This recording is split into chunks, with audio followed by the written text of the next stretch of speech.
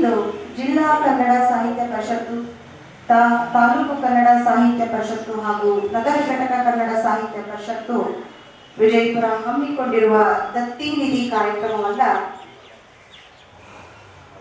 ಇಂದು ಹಮ್ಮಿಕೊಳ್ಳಲಾಗಿದೆ.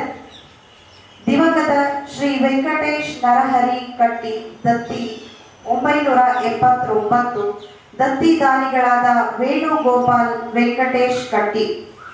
ಈ ವೆಂಕಟೇಶ್ ನರಹರಿ ಕಟ್ಟಿಯವರು PDG ಹೈಸ್ಕೂಲ್ಗೆ ಒಬ್ಬ ಶಿಕ್ಷಕರಾಗಿ, ಕನ್ನಡ, ಸಂಸ್ಕೃತ, ಇಂಗ್ಲಿಷ್ನಲ್ಲಿ ಪಂಡಿತರಾಗಿ ಎಲ್ಲ ಕಾರ್ಯಕ್ರಮಗಳಲ್ಲಿ ಭಾಗಿಯಾಗಿ, ವಾಗ್ಮಿಗಳಾಗಿ ರನ್ನ, ಗದಾಯುದ್ಧ, ಲಕ್ಷ್ಮೀಶನ ಜೈಮಿನಿ ಭಾರತ ಕೃತಿಗಳೆಲ್ಲ ಅವರ ಸಾಹಿತ್ಯಕ್ಕೆ ಸ್ಫೂರ್ತಿಯಾಗಿದ್ದು, ಜ್ಞಾನ ಯೋಗಾಶ್ರಮದಲ್ಲಿ ಶ್ರೀ ಮಲ್ಲಿಕಾರ್ಜುನವರ ಪರಮ ಶಿಷ್ಯರಾಗಿ ಪರಮಾನುಬೋಧೆ ಎಂಬ ಸಂಗ್ರಹದ ಪುಸ್ತಕವನ್ನು ರಚಿಸಿದ್ದಾರೆ.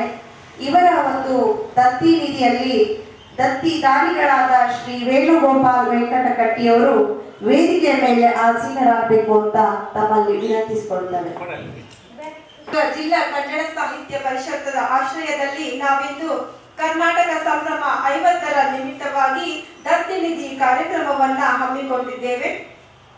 ದಿವಂಗತ ಶ್ರೀ ವೆಂಕಟೇಶ್ ನರಹರಿ ಕಟ್ಟಿ ದತ್ತಿ 978, ದತ್ತಿ ದಾನಿಗಳು ಶ್ರೀ ವೇಣುಗೋಪಾಲ ವೆಂಕಟೇಶ ಕಟ್ಟಿ ಇವರು. ವಿಷಯ ಸಂತ ಕನಕದಾಸರ ಹರಿಭಕ್ತಿ ಸಾರ. ಹರಿಯೇ ಸರ್ವೇಶ್ವರ, ಹರಿಯೇ ಸರ್ವೋತ್ತಮ, ಹರಿಮಯವೆಲ್ಲ ಈ ಜಗವು, ಸಿರಿಕಾಗಿ ನೆಲೆಯಾದಿ ಕೇಶವರಾಯನೆಂದು. ಇಡೀ ಕರ್ನಾಟಕ ದಾಸಶ್ರೇಷ್ಠರಲ್ಲೇ ಅತ್ಯಂತ ಪ್ರಮುಖರಾದಂಥವರು ಕನಕದಾಸರು ಅಂತ ಹೇಳ್ತಾ ಅದ್ಭುತವಾದ ವಿಷಯ ಇದು. ಇನ್ನು ನಾವು ಭಕ್ತಿಭಾವದ ಸೇವೆಯಿಂದ ಪ್ರೊಫೆಸರ್ MS ಗವಣ್ಣವರ್ ವಿಶ್ರಾಂತ ಸಹೃದಯರಿಬ್ಬರಿಗೂ ಧನ್ಯವಾದಗಳು. ಜೋರಾದ ಚಪ್ಪಾಳೆಗಳು.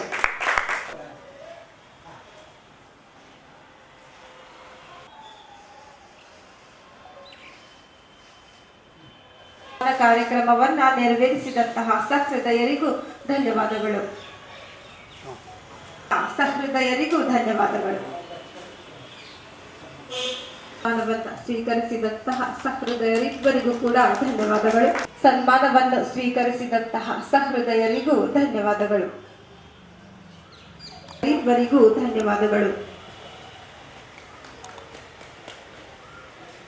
ಧನ್ಯವಾದಗಳು ಸರ್. ದತ್ತಿ ನಿಧಿಯ ಕಾರ್ಯಕ್ರಮವನ್ನ ಇಂದು ಹಮ್ಮಿಕೊಂಡು ಗಂಗಾಧರ ಕೋರಳ್ಳಿ ದತ್ತಿ ಇವತ್ತಿನ ದತ್ತಿ 2 ವಿಷಯಗಳ ಮೇಲೆ ದತ್ತಿ ಕಾರ್ಯಕ್ರಮವನ್ನು ಪ್ರಾರಂಭಿಸ್ತಾ ಇದ್ದೇವೆ.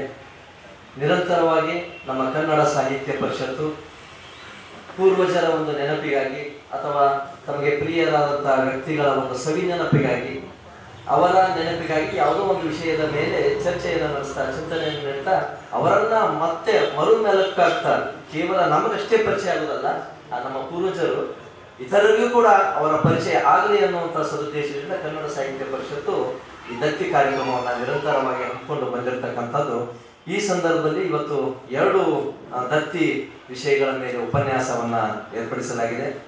ಕನಕದಾಸರ ಶ್ರೇಷ್ಠ ಕೃತಿ, ಪ್ರಸ್ತುತ ಹರಿಭಕ್ತಿ ಸಾರ ಕನ್ನಡದ ಹೋರಾಟಗಾರರು ಕೂಡ ಬಹಳ ಅರ್ಥಪೂರ್ಣವಾಗಿರ್ತಕ್ಕಂಥ ದತ್ತಿಯನ್ನು ಅವರು ಇಟ್ಟಿದ್ದಾರೆ. ಇಲ್ಲಿ ನೀಲಾಂಬಿಕೆ ಮತ್ತು ಗಂಗಾಂಬಿಕೆಯರ ಕುರಿತು ಯಾವುದೇ ಜಾತಿ, ಮತ, ಪಂಥ, ಧರ್ಮ ಅನ್ನೋದೇ ಎಲ್ಲ ಜನಾಂಗದ ಎಲ್ಲ ಮನಸ್ಸುಗಳಿಗೆ ಒಂದು ವೇದಿಕೆಯನ್ನ, ಅನುಭವ ಮಂಟಪದ ನಿರ್ಮಾಣ ಮಾಡುವುದರ ಮೂಲಕ ವೇದಿಕೆಯನ್ನು ಕೊಟ್ಟಂಥವ್ರು. ಅದರಲ್ಲಿ ಬಸವಣ್ಣನವರ ಅವರಿಗೆ ಆಧಾರ ಸ್ತಂಭವಾಗಿರ್ತಕ್ಕಂಥವ್ರು ಇವರು. ಬಹುತೇಕ ಎಲ್ಲ ಜನಾಂಗದ ಸ್ತ್ರೀಯರಿಗೂ ಕೂಡ ಇವರು ಮಾರ್ಗದರ್ಶಿ ಮತ್ತು ನಮ್ಮ ಇಂದಿನ ಸ್ತ್ರೀಯರಿಗೆ ಕೂಡ ಇವರು ಒಂದು ಮಾದರಿ ಅಂತ ಹೇಳ್ತಾ ಅವರಿಗೆ ಧನ್ಯವಾದಗಳು.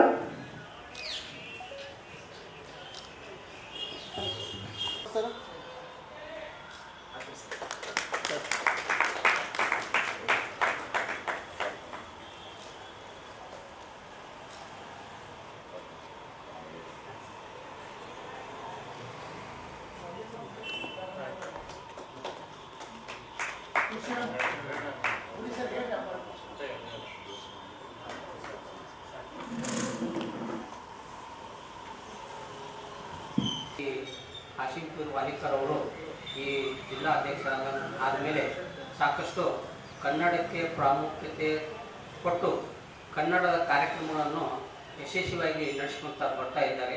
ಅವರಿಗೆ ನನ್ನ ಅಭಿನಂದನೆಗಳು. ಹಾಗೂ ಇವತ್ತಿನ ಕನ್ನಡ ಸಾಹಿತ್ಯದಲ್ಲಿ ಸಾಕಷ್ಟು ಅದಕ್ಕೆ ಏನು ಪ್ರಚಾರ ಇಲ್ಲದೇ ಇರುವುದರಿಂದ ನಮ್ಮ ಮುಂಬರುವ ಪೀಳಿಗೆ ನಮ್ಮ ಕನ್ನಡಕ್ಕೆ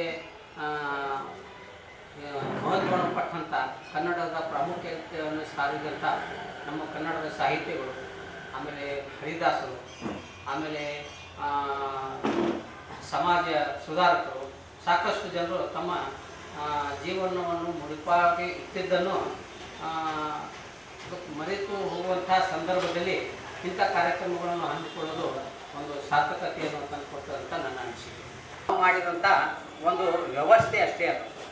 ಅದಕ್ಕೆ ಕನಕದಾಸರು ತಮ್ಮ ಸಾಹಿತ್ಯದಲ್ಲಿ ನಾನು ಹೇಳೋದು ಒಂದು ಉದಾಹರಣೆ. ಕೊಟ್ಟ ವಿಷಯ ಕನಕದಾಸರ ಹರಿಭಕ್ತಿ ಸಾರ ಅಂತ. ಅದಕ್ಕೆ ಹಿನ್ನೆಲೆಯಾಗಿ ಒಂದು 4 ಮಾತುಗಳನ್ನು ಹೇಳಬೇಕಾಗ್ತದೆ. ನಮ್ಮ ಭಾರತ ದೇಶ ಮೊದಲಿನ ಕಾಲದಿಂದ ನೋಡಿದಾಗ ವಿವಿಧ ಭಾಗಗಳಲ್ಲಿ ಹಂಚಿ ಹೋಗಿತ್ತು. ಬೇರೆ ಬೇರೆ ರಾಜರಿದ್ದರು. ನಮ್ಮಲ್ಲಿ ಈಗೇನು ನಾವು ಸಂವಿಧಾನ ಅಂತೇವೆ, ಕಾನ್ಸ್ಟಿಟ್ಯೂಷನ್, ಇದು ಎಲ್ಲರಿಗೂ ಅನ್ವಯಿಸುವಂಥ ಕಾನ್ಸ್ಟಿಟ್ಯೂಷನ್ ಆಗ ಯಾರು ಬರೀಬೇಕಾಗಿತ್ತು? ಯಾಕಂದ್ರೆ ಬೇರೆ ಬೇರೆ ಬೇರೆ ಸಂಸ್ಥಾನದ ರಾಜರು ಅವರವರ ಕಾಯ್ದೆಗಳು ಅವರವರು ಮಾಡಿದ್ದೇ ದೊಡ್ಡ ಕಾಯ್ದೆ ಅನ್ನುವಂಥ ಒಂದು ದೃಷ್ಟಿಯಿಂದ ಆಗಿನ ಕಾಲ ಇತ್ತು.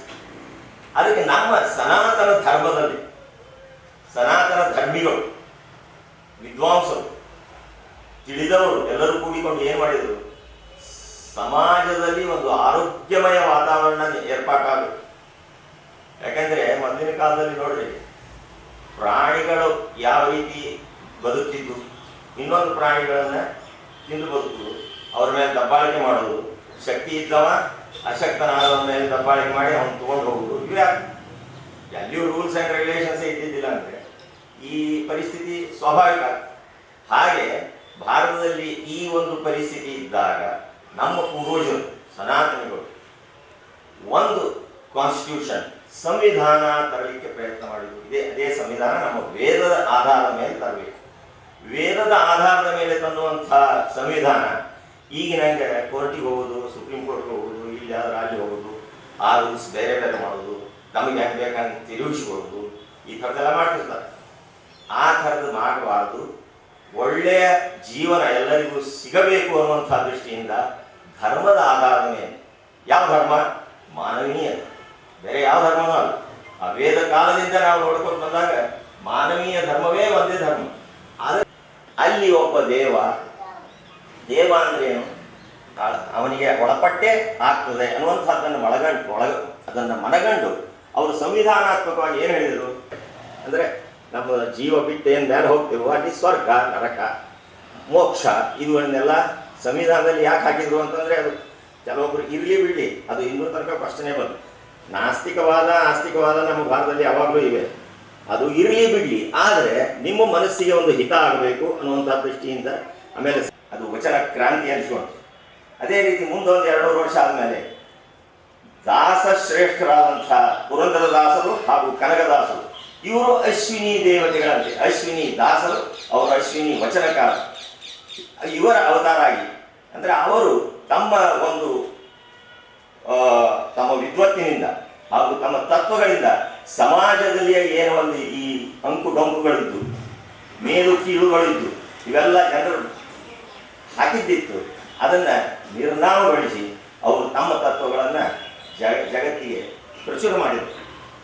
ಇವರೇನು ಯಾವುದೇ ಒಂದು ಮತಕ್ಕೆ ಅಂಟಿಕೊಳ್ಳದೆ ಹಾಗೂ ಎಲ್ಲ ತತ್ವ ಮೀರಿ ನಿರ್ದಿಗ್ಧಂತವಾಗಿ ಬೆಳೆದು ವಿಶ್ವ ಮಾನವರಾಗಿ ಬೆಳೆದು ಮಹಾಯೋಗಿಗಳೆನಿಸಿದರು. ಈ ಮಾಲಿಕೆಯೊಳಗೆ ಮಹತ್ವದ ವ್ಯಕ್ತಿ, ಅತ್ಯಂತ ಪ್ರಭಾವಿ ವ್ಯಕ್ತಿ ಅಂತಂದರೆ ನಮ್ಮ ಇವತ್ತಿನ ಈ ಉಪನ್ಯಾಸದ ನಾಯಕರಾದಂಥ ಕನಕದಾಸರು ಅಂತ ನಾಯಕ. ಈ ಒಂದು ಕಾರ್ಯಕ್ರಮದಲ್ಲಿ ನನಗೆ ಕೊಟ್ಟಂತಹ ಒಂದು ಈ ಉಪನ್ಯಾಸದ ವಿಷಯ ನೀಲಾಂಬಿಕೆ ಹಾಗೂ ಗಂಗಾಂಬಿಕೆ. ನೀಲಾಂಬಿಕೆ ಹಾಗೂ ಗಂಗಾಂಬಿಕೆಯ ದೇಹಗಳು ಬೇರೆ ಬೇರೆ ಆದರೂ ಕೂಡ ಅವರಿಬ್ಬರ ಆತ್ಮ ಒಂದೇ ಅಂತ ಹೇಳಿದ್ರೆ ತಪ್ಪಾಗಲಿಕ್ಕಿಲ್ಲ. ಅವರಿಬ್ಬರು ನಮ್ಮ ಶಿವಶರಣರು, ನಮ್ಮ ಒಂದು ಆಧ್ಯಾತ್ಮದ ಗುರುಗಳು, ನಮ್ಮ ಜಿಲ್ಲೆಯ ಒಂದು ಕೀರ್ತಿ ಪತಾಕೆಯನ್ನು ಹಾರಿಸಿದಂತಹ ಶ್ರೀ ಬಸವೇಶ್ವರವರ ಮಡದಿಯಂದಿರು. ಒಂದು ಬಸವಣ್ಣನವರ ಒಂದು ಜೀವನ ಚರಿತ್ರೆಯಲ್ಲಿ ಅವರ ಪತ್ನಿ ನೀಲಾಂಬಿಕೆಯ ತ್ಯಾಗ ಹಾಗೂ ಅವರ ಕೊನೆಗಾಲದಲ್ಲಿ ಅವರು ಐಕ್ಯವಾದಂತಹ ಕೆಲವೊಂದು ವಿಷಯವನ್ನ ನಾವು ಕಣ್ಣಾರೆ ನೋಡಿದರೆ ಅವೆಲ್ಲವುಗಳು ನಮಗೆ ಮೂಕ ವಿಸ್ಮಿತವೆನಿಸುತ್ತವೆ.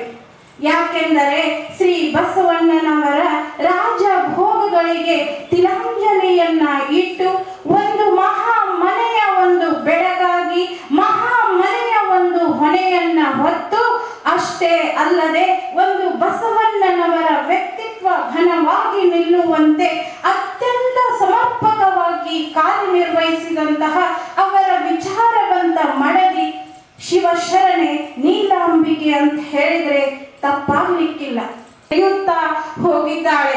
ನಮ್ಮ ಕವಿಗಳಾದಂತಹ ಚನ್ನವೀರ ಕಣವಿಯವರು ನೀಲಾಂಬಿಕೆಯ ಬಗ್ಗೆ ಅತ್ಯಂತ ಹಾಡುಗಳನ್ನ ಹಾಡಿ ಹರಿಸಿದ್ದಾರೆ. ಸಾಹಿತ್ಯ ನಮ್ಮ ಕನ್ನಡ ಸಾಹಿತ್ಯ ಪರಿಷತ್ತಿಗೆ ಒಂದು ಕಳೆ ಬಂದಿದೆ ಅಂತ ನನಗೀಗ ಅನಿಸ್ತಾ ಇದೆ. ಬಹುಶಃ ಕನ್ನಡ ಸಾಹಿತ್ಯ ಪರಿಷತ್ತು ನಮ್ಮ ಜಿಲ್ಲೆಯಲ್ಲಿ ಇತ್ತೋ ಇಲ್ಲೋ ಗೊತ್ತಾಗಿಲ್ಲಪ್ಪ ಅಂದ್ರೆ ಯಾರಾದ್ರೂ ಇವತ್ತು ಹಸೀಪರ್ ವಾಲಿಗಾರ್ ಅವರ ಅಧ್ಯಕ್ಷತೆಯನ್ನ ವಹಿಸ್ಕೊಂಡ ಮೇಲೆ ನಮಗೆ ಕನ್ನಡ ಸಾಹಿತ್ಯ ಪರಿಷತ್ ಏನನ್ನೋದು ಅರ್ಥ ಆಗಿದೆ. ಇಂಥ ಒಂದು ಕಾರ್ಯಕ್ರಮವನ್ನ ಪ್ರತಿ ಹಳ್ಳಿಗಳಲ್ಲಿ ಆಗ್ಬೇಕನ್ನೋದು ನಮ್ಮ ಒಂದು ಅಭಿಲಾಷೆ. ಪ್ರತಿ ಹಳ್ಳಿಗಳಿಗೆ ಈ ಒಂದು ಕನ್ನಡ ಸಾಹಿತ್ಯ ಅನ್ನೋದು ನಿಂತ ನೀರಾಗಬಾರ್ದು, ಪ್ರತಿ ಒಂದು ಹರಿಯುವ ನೀರಾಗಬೇಕು. ಪ್ರತಿ ಹಳ್ಳಿಗಳಿಗೆ ಈ ಒಂದು ಕನ್ನಡ ಸಾಹಿತ್ಯವನ್ನ ಪಸರಿಸಬೇಕು ಅಂತಕ್ಕಂಥದ್ದು ನಮ್ಮ ಒಂದು ಅಭಿಲಾಷೆ.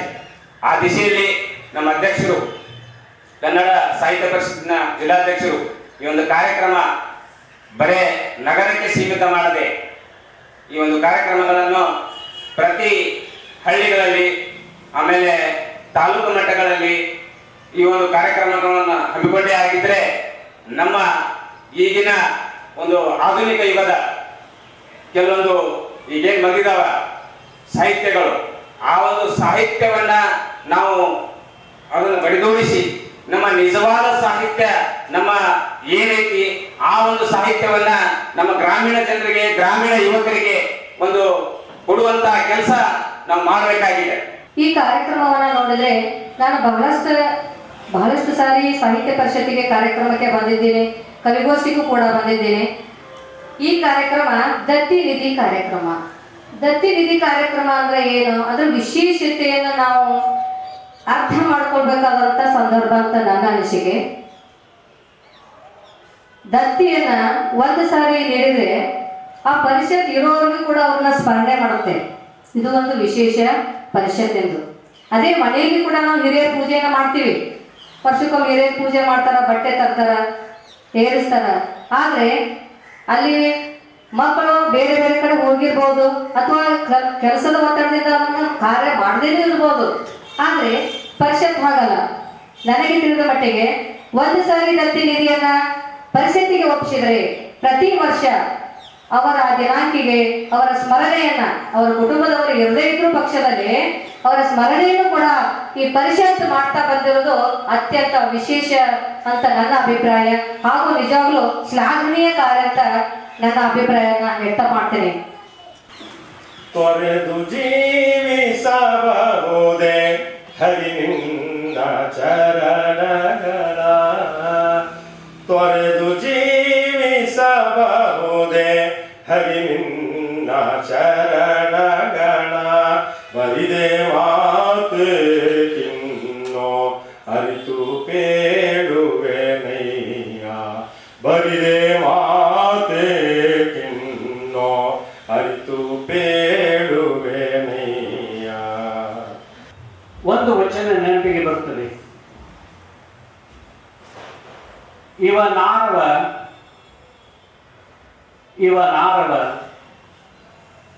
ಇವನಾರವ ನೆಂದೆನಿಸದಿರಯ್ಯ, ಇವ ನಮ್ಮವ, ಇವ ನಮ್ಮವ, ಇವ ನಮ್ಮವನೆಂದೆನಿಸಯ್ಯ ಕೂಡಲ ಸಂಗಮ ದೇವ, ನಿಮ್ಮ ಮನೆಯ ಮಗನೆಂದೆನಿಸಯ್ಯ.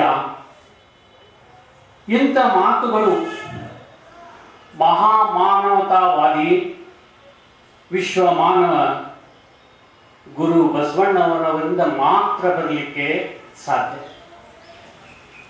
ಮಾನವತೆಯ ಮೂಲ ಸಿದ್ಧಾಂತವೇ ಸ್ವಾತಂತ್ರ್ಯ, ಸಮಾನತೆ ಹಾಗೂ ಸಹೋದರತೆ. ಈ ತತ್ವವನ್ನು ಅಂದು ಎಂದರೆ 12ನೇ ಶತಮಾನದಲ್ಲಿ ಆಗಿನ ಬಿಕ್ಕಟ್ಟಿನ ಕಾಲವನ್ನು ಜ್ಞಾಪಿಸಿಕೊಳ್ಳಿ. ಅಂದು ಎತ್ತಿ ಹಿಡಿದಂಥ ಅನುಷ್ಠಾನಕ್ಕೆ ತಂದಂಥವರು ನಮ್ಮ ಬಸವಣ್ಣನವರು. ಜಿಲ್ಲಾ ಸಾಹಿತ್ಯ ಕನ್ನಡ ಪರಿಷತ್ತು, ತಾಲೂಕು ಕನ್ನಡ ಸಾಹಿತ್ಯ ಪರಿಷತ್ತು ಹಾಗೂ ನಗರ ಕನ್ನಡ ಸಾಹಿತ್ಯ ಪರಿಷತ್ತು ವಿಜಯಪುರ, ಹೆಸರಾಯಿತು ಕರ್ನಾಟಕ, ಉಸಿರಾಯಿತು ಕನ್ನಡ, ಕರ್ನಾಟಕ ಸಂಬರಂ 50ರ ನಿಮಿತ್ತ ದತ್ತಿ ನಿಧಿ ಕಾರ್ಯಕ್ರಮ. ದಿವಂಗತ ಶ್ರೀ ವೆಂಕಟೇಶ್ ನರಹರಿ ಕಟ್ಟಿ, ದತ್ತಿ 974. ದತ್ತಿ ದಾನಿಗಳು ಶ್ರೀ ವೇಣುಗೋಪಾಲ್ ವೆಂಕಟೇಶ್ ಕಟ್ಟಿ. ವಿಷಯ ಸಂತ ಕನಕದಾಸರ ಹರಿಭಕ್ತಿ ಸಾರ. 2ನೇ ದತ್ತಿ ಗಂಗಾಧರ್ ಕೊರಳ್ಳಿ ದತ್ತಿ 914. ದತ್ತಿ ದಾನಿಗಳು ಕೊರಳ್ಳಿ ಕುಟುಂಬ ವಿಜಯಪುರ. ವಿಷಯ ನೀಲಾಂಬಿಕೆ ಹಾಗೂ ಗಂಗಾಂಬಿಕೆಯ ಕುರಿತು. ಈ ಒಂದು ಕಾರ್ಯಕ್ರಮಕ್ಕೆ ಉದ್ಘಾಟಕರಾಗಿ ಆಗಮಿಸಿದ ಶ್ರೀ ತುಳಸಿರಾಮ್ ಸೂರ್ಯವಂಶಿ, ಹಿರಿಯ ನ್ಯಾಯವಾದಿಗಳು ಹಾಗೂ ಕವಿಗಳು ವಿಜಯಪುರ, ಇವರಿಗೆ ಕನ್ನಡ ಸಾಹಿತ್ಯ ಪರಿಷತ್ತಿನ 3 ಘಟಕಗಳ ಪರವಾಗಿ ತುಂಬು ಹೃದಯದ ಧನ್ಯವಾದಗಳನ್ನು ಕೋರುತ್ತೇನೆ. ಅವರಿವರೆನ್ನದೆ ವೇದಿಕೆ ಮುಂಭಾಗದಲ್ಲಿ ಕುಳಿತಿರುವ ಹಿರಿಯ ಸಾಹಿತಿಗಳು ತಮ್ಮೆಲ್ಲರಿಗೂ ಕೂಡ ವಂದನೆಗಳನ್ನ ಸಮರ್ಪಿಸುತ್ತೇನೆ. ಅಷ್ಟೇ ಅಲ್ಲದೆ ಈ ಒಂದು ಕನ್ನಡ ಸಾಹಿತ್ಯ ಪರಿಷತ್ತಿನ ಎಲ್ಲ ಪದಾಧಿಕಾರಿಗಳು ಹಗಲಿರುಳೆನ್ನದೆ ಈ ಕನ್ನಡ ಸಾಹಿತ್ಯಿಕ ಚಟುವಟಿಕೆಗಳನ್ನು ಮಾಡುತ್ತಿದ್ದಾರೆ. ಅವರಿಗೂ ಕೂಡ ಕನ್ನಡ ಸಾಹಿತ್ಯ ಘಟಕಗಳ ಪರವಾಗಿ, ಪರಿಷತ್ತಿನ ಪರವಾಗಿ ಹಾಗೂ ನನ್ನ ವೈಯಕ್ತಿಕವಾಗಿಯೂ ತುಂಬು ಹೃದಯದ ಧನ್ಯವಾದಗಳನ್ನು ಅರ್ಪಿಸುತ್ತೇನೆ. ಕೊನೆಯದಾಗಿ ಅವರಿವರೆನ್ನದೆ ಈ ಕಾರ್ಯಕ್ರಮ ಯಶಸ್ವಿಗೊಳ್ಳಲು ಸಹಕರಿಸಿದಂತಹ ಸರ್ವರಿಗೂ ಬಾಗಿದ ತಲೆಯಿಂದ ಮುಗಿದ ಕೈಯಿಂದ ತುಂಬು ಹೃದಯದ ಧನ್ಯವಾದಗಳು.